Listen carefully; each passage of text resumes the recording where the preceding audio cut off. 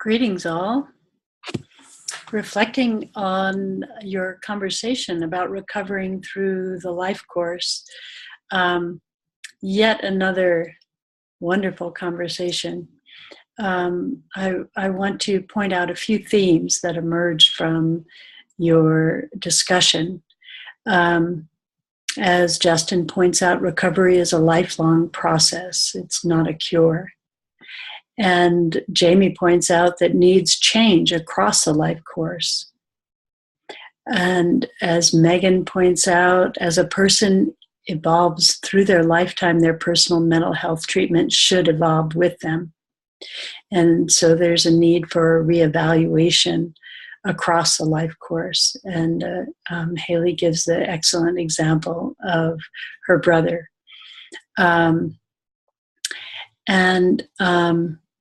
Amanda also underscores this point, saying that recovery may need to be redefined throughout the different developmental stages each person goes through in life in order to ensure that each person gets the best and most up-to-date care they can receive. Several of you discussed the problems associated with the arbitrary classification of a youth as an adult at the moment that they turn age 18. As Sandy points out, oftentimes I see youth that are approaching the age of 18 and they're struggling with their mental illness, but they know that once they turn 18, they can sign themselves out of services. And our hands are tied. These kids who are still developing cognitively are now swimming in the vast ocean of adulthood and can easily become lost in the waves. That's very beautifully put. As Cecilia points out, the problem of the need for diagnosis to get services for youth is accompanied with the problem associated with diagnoses that follow youth into adulthood. And then you had very interesting thoughts with regard to older adults and recovery. As Joanne points out, there are several specific challenges related to working with older adults with dementia. There is the parent-child role reversal. There is, as you point out, the fact that family dynamics are brought into sharp relief and everyone's dysfunctional relationship to the parental figure gets played out. That was beautifully stated. And you describe the need for the caregivers to prioritize responding in the moment, being present in the moment, to prioritize that over and attempting to give the older individual with Alzheimer's a, quote, reality check that can result in endless and unproductive power struggles.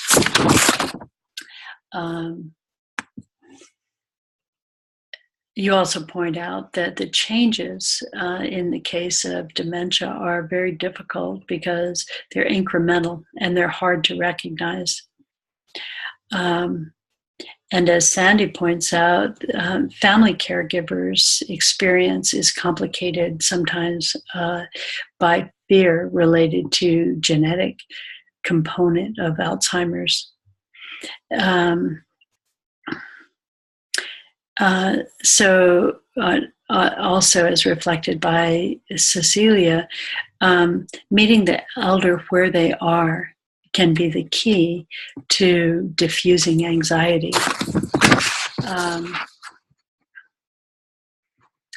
Cassandra points out the essential fact that mental illness affects all of us. We have all been touched by it in some capacity. And you discussed also the importance of self-determination. You know, it's interesting that self-determination is a concept as old as the field of social work itself. It's been a social work value from the beginning and is encoded in the Code of Ethics. However, as you point out, what happens in practice can be a different story. And that's related in part to our roots in the medical model that sometimes can run counter to respect for the individual consumer and their own wisdom and their own self-determination. Several of you discussed the consequences of inadequate mental health care. For example, the out of proportion incarceration rates of people with mental health issues. And as Ashley points out, the vicious cycle between mental health issues, incarceration, and then deteriorating mental health.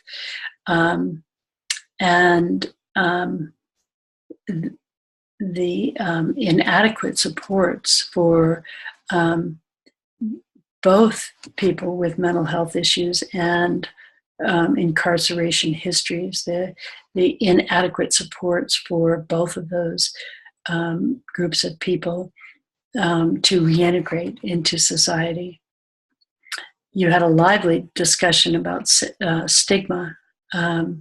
And it was very interesting, the points you made about parents' fears and biases sometimes interfering with youth getting the help they need for their mental health issues. And also stereotypes about different groups of people interfering with recovery, such as